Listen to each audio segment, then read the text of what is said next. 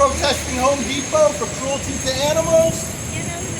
Their cruel glue traps torture animals who slowly dehydrate to death and rip off their own limbs, trying to escape these terrorist torture devices that Home Depot sells. Tell them to stop selling cruel glue traps.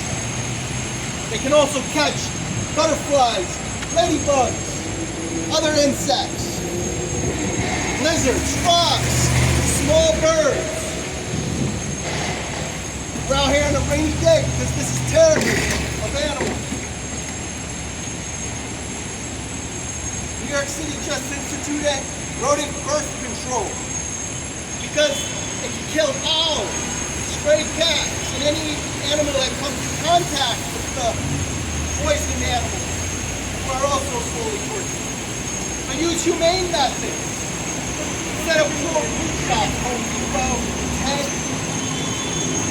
use humane methods, catch and release traps. Yeah, it's not glue traps that animals will die by breaking down by That's information if you like. Butterflies, other animals too, butterflies,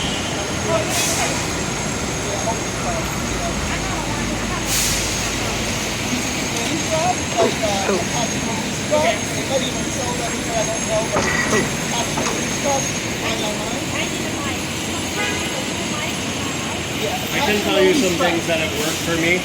I had mice in my house. I bought an ultrasonic plug-in device. You plug it in, and it makes a really high-pitched noise that we can't hear.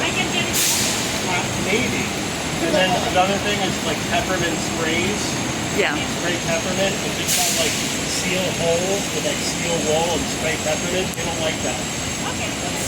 Steel wool, spray holes. Yeah. And you can get a catch and release trap. Our neighbors have used like humane catch and release traps. Thank you for sharing. Spread the word. So, Home Depot is selling cruel traps. New York City just instituted rodent birth control because they don't want to poison the bees.